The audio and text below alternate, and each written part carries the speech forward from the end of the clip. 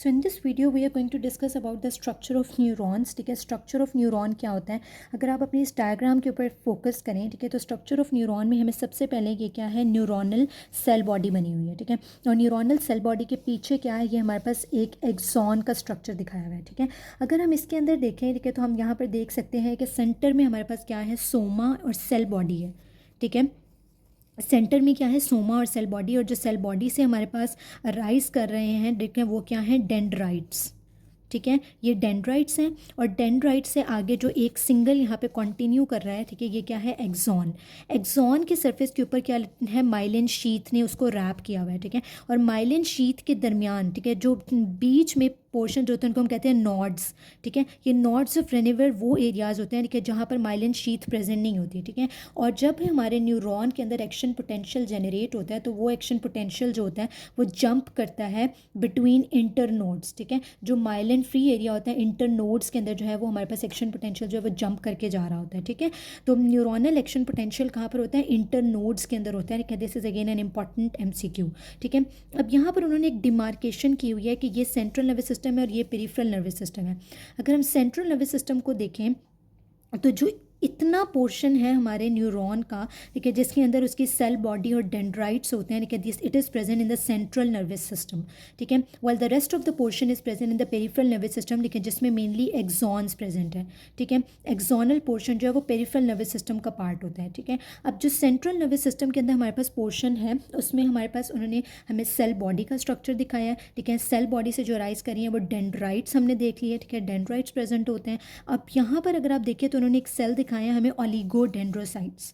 ठीक है, ओलिगोडेंड्रोसाइट्स जो होते हैं, ठीक है, these are the main cells that are responsible for production of myelin in the central nervous system. ठीक है, सेंट्रल नर्वस सिस्टम न्यूरॉन्स की माइलिनेशन कौन करता है, ओलिगोडेंड्रोसाइट्स, और पेरिफेरल नर्वस सिस्टम के अंदर न्यूरोनल माइलिनेशन कौन करता है, शॉन सेल्स। ठीक है, तो शॉन सेल्स जो होते हैं वो क्या करते हैं, पेरिफेरल नर्वस सिस्टम के अंदर माइलिनेशन करते हैं। ओलिगोडेंड्रोसाइट सेंट्रल नर्वस सिस्टम के अंदर जो है वो माइलिनेशन करते हैं। ठीक है, और ओलिगोडेंड्रोसाइट से रिलेटेड एक और MCQ हमारे पास आता है कि ओलिगोडेंड्रोसाइट्स किस जगह पे सबसे ज़्यादा एबंडेंट होते हैं। तो ओलिगोडेंड्रोसाइट्स जो होते हैं वो हमारे वाइट मैटर ऑफ ब्रेन के अंदर जो है वो सबसे ज़्यादा एबंडेंट अमाउंट में प्रेजेंट होते हैं। ठीक है, वाइट मैटर के अंदर हमारे पास कौन से सेल्स एबंडेंट होते हैं, ओलिगोडेंड्रोसाइट्स। ठीक है, and this is again an important MCQ। ठीक है, तो this part of the neuron is present in the central nervous system.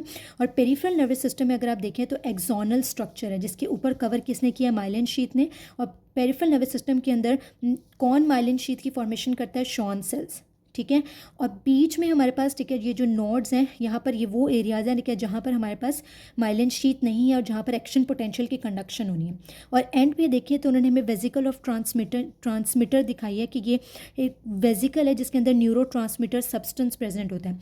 जब एक्शन पोटेंशियल जनरेट होता है, न्यूरॉन की डीपोलराइजेशन होती है अल्टीमेटली, ठीक है, जब सारा इंटरेक्शन आपस में होता है तो एंड पे हमारे पास क्या होता है कि जो न्यूरो होता है वो रिलीज़ होता है। ठीक है, और ये न्यूरोट्रांसमीटर वेरी कर रहा होता है कि सिंपैथेटिक नर्वस सिस्टम के न्यूरॉन्स के अंदर और न्यूरोट्रांसमीटर होता है। ठीक है, और पैरासिम्पैथेटिक नर्वस सिस्टम में न्यूरोट्रांसमीटर डिफरेंट होता है। ठीक है, लेकिन इस तरह से स्ट्रक्चर्स तकरीबन सिमिलर होता है कि इस तरह से वेजिकल ऑफ ट्रांसमीटर होती है जिसके अंदर सारे न्यूरोट्रांसमीटर सब्सटेंसेस जो हैं वो प्रेजेंट होते हैं। ठीक है, so this is all about the structure of the neuron. ठीक है, कि न्यूरोनल स्ट्रक्चर हमारे पास कैसे होते हैं। ठीक है, अगर हम देखें साथ में ही कि हमारी स्पाइनल नर्व्स के बारे में, तो हमने कहा है कि the root of 31 spinal nerves enter और exit segmentally from the spinal cord. ठीक है, स्पाइनल कॉर्ड से 31 स्पाइनल नर्व्स जो होती हैं वो अराइज करती हैं। ठीक है, the anterior pituitary adenohypophysis is an outgrowth of oral ectoderm Rathke's pouch and is not drive from the CNS। ठीक है, लास्ट वीडियो के अंदर हमने जो था development of the central nervous system को डिस्कस किया था। उसमें हमने ये देखा था कि जो सेकंड पार्ट था ना हमारा, दैट वाज द डायनसेफेलॉन। तो डायनसेफेलॉन से न्यूरो हाइपोफिसिस ड्राइव हो रहा था, लेकिन एडिनो हाइपोफिसिस की कहीं डेवलपमेंट नहीं थी फ्रॉम द ब्रेन वेसिकल्स। ठीक है, तो यहाँ पर हमें क्लियर हो गया, and this is again an important MCQ point के एंटीरियर पिट्यूटरी जो है, ठीक है, वो कहाँ से अराइज करता है, देखिए एंटीरियर पिट्यूटरी अराइज करता है फ्रॉम द रेथिकस पाउच। ठीक है, ओरल एक्टोडर्म से अराइज करता है। These are both are very important MCQs and it is not drive from the central nervous system. ठीक है, so these are important MCQ points. ठीक है, यहाँ पर एक क्लिनिकल कोरिलेट डिस्कस किया है, ठीक है, जिसको हम देख लेते हैं। Axons utilise anterograde and retrograde axonal transport to move sub cellular elements toward और away from the axon terminal. ठीक है, जो एक्सॉन होता है, ठीक है, वो किसी भी सब सेलुलर एलिमेंट को अपने करीब लाने के लिए, ठीक है, टूवर्ड या एक्सॉन से अवे ले जाने के लिए जो जो ट्रांसपोर्ट यूज़ करता है उसको हम कहते हैं एंट्रोग्रेड या रेट्रोग्रेड एक्सोनल ट्रांसपोर्ट होती है। ठीक है, ऑब्वियसली एंटेरोग्रेड के अंदर जो है ना वो उसकी तरफ जाएगा और रेट्रो में उससे वापसी की तरफ आएगा, ऑपोजिट साइड पे मूव करेगा। ठीक है, एंटीरोग्रेड ट्रांसपोर्ट यूटिलाइज करती है microtubules is mediated by kinesin and move vesicles and protein to the axon terminal. ठीक है, तो एंटेरोग्रेड मूवमेंट क्या होगी, एक्सॉन टर्मिनल की तरफ। ठीक है, एक्सॉन की तरफ आएगा और एक्सॉन की तरफ जो क्या मूवमेंट होती है, ठीक है, एंटेरोग्रेड ट्रांसपोर्ट के लिए हमें माइक्रोट्यूब्यूल्स चाहिए होते हैं और जो काइनेसिन प्रोटीन होती है वो बेसिकली हमारे इंटेरोग्रेड मूवमेंट करा रही है। जबकि रेट्रोग्रेड एक्सोनल ट्रांसपोर्ट जो है वो अवे फ्रॉम द एक्सॉन होगी, वो भी माइक्रोट्यूब्यूल्स को यूज़ करती है, लेकिन उसमें कौन सी माइक्रोट्यूब्यूल की प्रोटीन होगी, डायनिन प्रोटीन्स हो जाएंगे, डायनिन आर्म्स हो जाते हैं। Transport lysosomes and recycled membranes. Exogenous substances such as herpes virus, polio virus, rabies, tetanus toxin effect the neuronal cell body as result of retrograde axonal transport.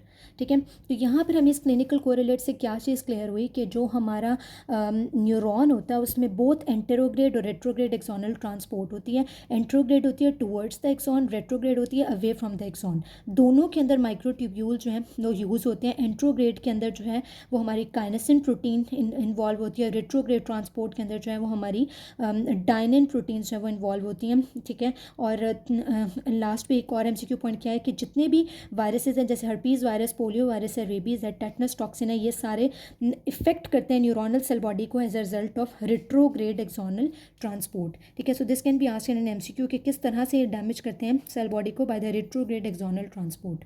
ठीक है, so this is the MCQ, ठीक है, that is the retrograde axonal transport. ठीक है, so I hope the structure of the neuron and the clinical correlates will be clear to you. That's all for today. Thank you very much.